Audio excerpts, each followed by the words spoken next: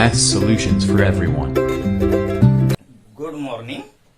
Lecture number 14th last यानी 13th lecture में आपको मैंने 11th प्रॉब्लम सेल्फ में करने के लिए कहा था। आपने किया भी होगा। फिर भी हम इस लेक्चर में वो 11th प्रॉब्लम ही देखने वाले है। 11th प्रॉब्लम मेजर है, बहुत जरूरी है। यहाँ पे हमें दो बातों का एक ही साथ यूज करना है, इसलिए हम 11th प्रॉब्लम ले रहे हैं। चलो तो फिर आज हम 11th की तरफ जाते हैं। अभी इन ट्रायंगल ट्रायंगल एबीसी आपके सामने है। उसमें रेबीडी आपको दिख रहा है।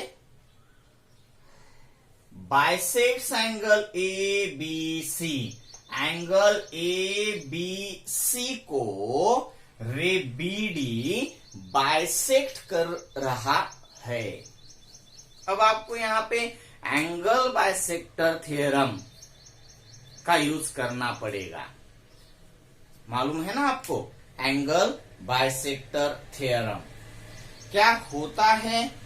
जिस एंगल का बाइसेक्टर है उसके सामने की साइड्स को डिवाइड किया जाएगा रिमेनिंग साइड्स के रेशो के साथ। तो क्या हो जाएगा यहां पे AD by CD equal to AB by BC. Simple है। जो आप देख रहे हैं उससे आपको जो चीजें जो बातें अब तक मालूम हुई है वहां ही आपको देखना पड़ेगा। बीपीटी का यूज होता है तो आप देख लेंगे angles and its properties, angle की प्रॉपर्टी, एंगल बाइसेक्टर थ्योरम की प्रॉपर्टी आप देख सकते हो। 3 पैरेलल लाइंस की प्रॉपर्टी आप देख सकते हो। और जो भी आपको यूज में आता है उसका आपको यूज करना पड़ेगा। तो यहां पे एंगल बाइसेक्टर थ्योरम का यूज हमें करना पड़ेगा। अगर जरूरी नहीं तो हम नहीं भी करेंगे। वो आगे जाकर डिपेंड है कि प्रॉब्लम में क्या पूछा गया है, उसके लिए जरूरी चीज है या फिर नहीं है। तो आगे जाते हैं प्रॉब्लम में। एंड रे सीई बाइसेक्ट्स एंगल एसीबी। रे सीई भी एंगल एसीबी का बाइसेक्टर है। तो यहां पे भी आप एंगल बाइसेक्टर थ्योरम यूज कर सकते हो। क्या होगा वहां पे AE by BE equal to AC by BC. देख लीजिए आपको जो चीजें मालूम है ऑलरेडी उसी बातों का हम यहाँ पे यूज कर रहे हैं। ओके चलो अब इसके भी आगे जाकर देखते और क्या दिया है। If segment A B congruent with segment A C. Okay A B और ए सी दोनों सेगमेंट्स कॉन्ग्रुएंट है। अभी तक आपको 3 बातें मालूम हो गई। बीडी बाइसेक्टर है एंगल एसीबी का, सीई बाइसेक्टर है एंगल एसीबी का, और सेगमेंट ए बी कॉन्ग्रुएंट है सेगमेंट एसी के साथ। ए बी और एसी दोनों कॉन्ग्रुएंट है। अब आगे जाते हैं यहां से भी और कुछ मालूम है तो देख लेंगे, मगर यहां पे तो अब प्रॉब्लम आता है। देन प्रूव दैट, क्या प्रूव करना है? ED parallel to BC. ED parallel to BC आपको प्रूव करना है। ठीक है तो कर देंगे ना, कोई दिक्कत नहीं उसमें, वो तो बहुत इजी है। मगर जब आप तीनों यानी BPT, angle bisector theorem, 3 parallel lines की प्रॉपर्टी और उसके पहले जो बातें हमें मालूम थी उसका हम सबका यूज कर पाएंगे, तब ही हम आंसर की तरफ जा पाएंगे। तो यहाँ पे जो हमें दिया गया है वो सब बातें हम यहाँ पे नोट कर लेते हैं। चाहे तो आप गिवन भी लिख सकते हो यहाँ पे, नहीं चाहे तो हम गिवन की बजाय सिर्फ दिए गए चीजें यहाँ पे लिख सकते हैं, मगर हम प्रूव करना है इसलिए हम गिवन के साथ ही स्टार्ट करेंगे। गिवन में दिया क्या गया है देख लीजिए। In triangle A B C ray B D and ray CE are the bisectors of angle ABC and ACB respectively. Okay?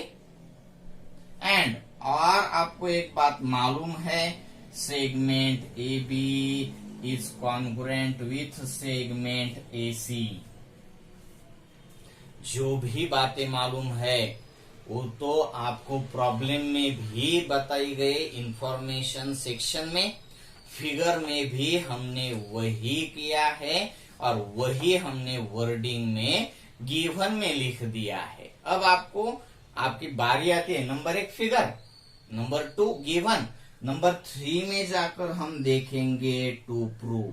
आपको क्या प्रूव करना है, तो ईडी पैरेलल टू बीसी आपको प्रूव करना है, ये हम टू प्रूव में लिख देंगे। अब आपको यहाँ पे कंस्ट्रक्शन की कोई भी जरूरत नहीं, क्योंकि यहाँ पर जो आपके सामने चीजें है उससे ही आप आंसर तक जा पाएंगे, इसलिए यहाँ पे कंस्ट्रक्शन की कोई भी जरूरत नहीं। आपको इस फिगर में और अलग कुछ आपको खुद से देखना नहीं, यहाँ पे जो दिया है उतना ही आंसर तक जाने के लिए काफी है। इसके लिए हम यहाँ पे कुछ भी कंस्ट्रक्ट नहीं करेंगे कंस्ट्रक्शन में, तो हम सीधा जाएंगे प्रूफ की तरफ। प्रूफ में जाने के बाद हम देखेंगे ट्रायंगल एबीसी में बीडी रे बीडी एंगल एबीसी का बाइसेक्टर है, तभी आपको एंगल बाइसेक्टर थ्योरम की याद आनी चाहिए और आप लिख पाएंगे AD by C D equal to A B by B C. Simple है, आपको देखना ही है सिर्फ ए बी सी में ए बी डी बाइसेक्टर है, सॉरी बी डी बाइसेक्टर है, तो A D by C D equal to A B by B C. आपने थ्योरम देख लिया है। ओके, तो इस थ्योरम का हम यूज इस कंडीशन में करेंगे और फिर आगे जाएंगे। तो देख लीजिए कौन सा triangle, in triangle ABC ray B D is the bisector of triangle of angle A B C, जो हमें गिवन में बताया गया है। तो इसको आप रीजन लिख सकते हो गिवन। मैं यहाँ पे स्पेस नहीं है इसलिए नहीं लिख पा रहा हूं, मगर आपको लिखना ही पड़ेगा। हर चीज का रीजन आपको मालूम होना चाहिए। जो जो आप देख रहे हो, जो जो आप लिख रहे हो, हर बात को आपको रीजन मालूम होना चाहिए, क्यों लिख रहे हैं हम ये। ठीक है, तो इसके बाद आती है बारी थ्योरम की। कौन सा theorem? Angle bisector theorem. Angle bisector theorem, उससे आपको मिल जाएगा ED by DC equal to A B by B C. Equation number first, इसका रीजन हमने पहले ही लिख दिया है, इसलिए आगे नहीं लिखेंगे। ये तो हो गया ट्रायंगल एबीसी में रे बी डी बाइसेक्टर होने की वजह से। अब इसी ट्रायंगल में सीई भी, रे सीई भी बाइसेक्टर है, तो उसका भी हम स्टेप यहां पे ले लेंगे। There now ray CE is the angle bisector of angle ACB। इसका रीजन यहां पे लिख देंगे given. Therefore, by angle bisector theorem या फिर प्रॉपर्टी क्या हो जाएगा, आपने देखा है ना अच्छे से।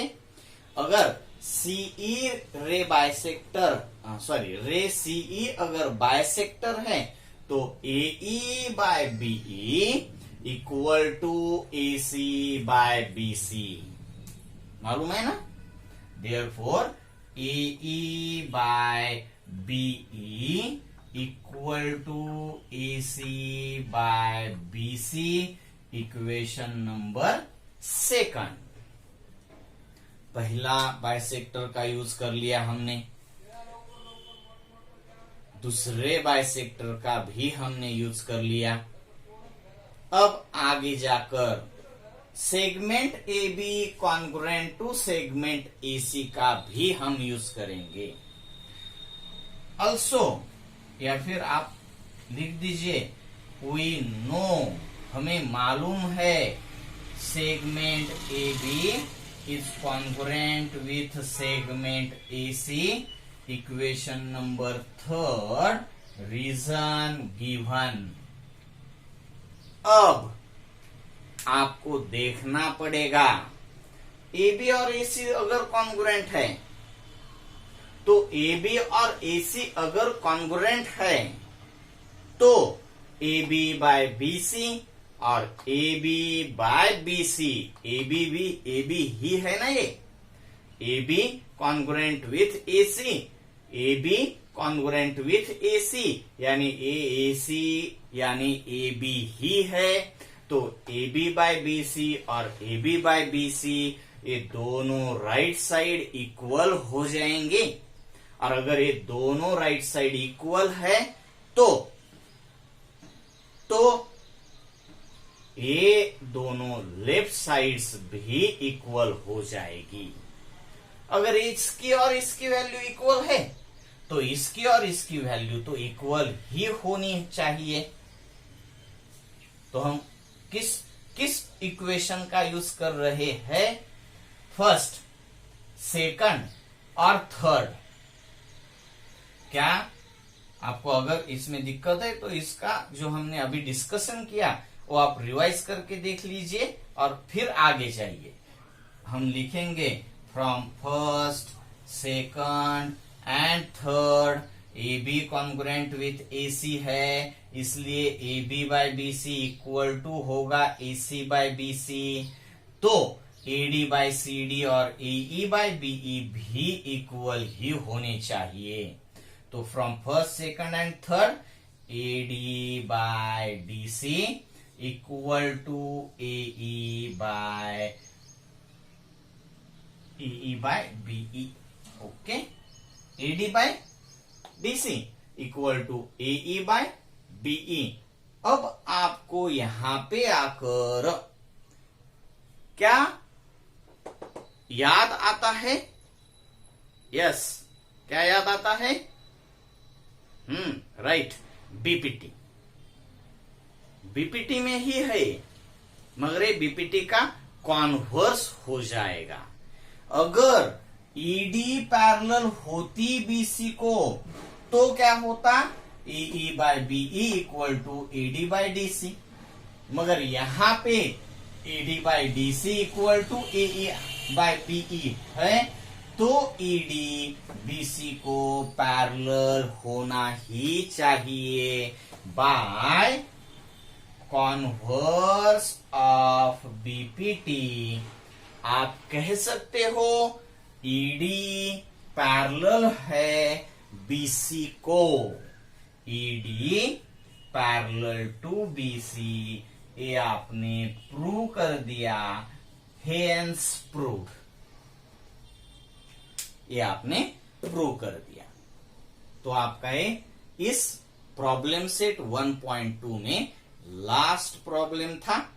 नेक्स्ट लेक्चर में हम जाएंगे सिमिलर ट्रायंगल्स की तरफ, उसका डिस्कशन हम करेंगे। क्या होते हैं सिमिलर ट्रायंगल्स, इस पर डिस्कस करेंगे, मगर उससे पहले आपको जो पिछले साल या फिर 2-4 साल पहले भी हुआ है कॉन्ग्रुएंट फिगर्स, 6 से ही आपको मालूम है कॉन्ग्रुएंट फिगर्स, कॉन्ग्रुएंट ट्रायंगल्स आपको मालूम है, तो उसको आपको याद करना पड़ेगा। जब आपको कॉन्ग्रुएंट ट्रायंगल्स मालूम होंगे तभी हम एक्चुअल अभी जिस चैप्टर पे है हम सिमिलैरिटी, उस पर जा रहे हैं। अभी तक तो हमने सिमिलैरिटी का बेस देखा है। अब इस बेस का यूज करके और पिछले कॉन्ग्रुएंट ट्रायंगल्स का यूज करके ही हम सिमिलर ट्रायंगल की तरफ जाएंगे, मगर आपको उसका बेस एक बार याद करना पड़ेगा, तभी आपको सिमिलर ट्रायंगल्स मालूम हो जाएंगे अच्छे से। और उसके कुछ हम टेस्ट भी देखने वाले हैं। ओके।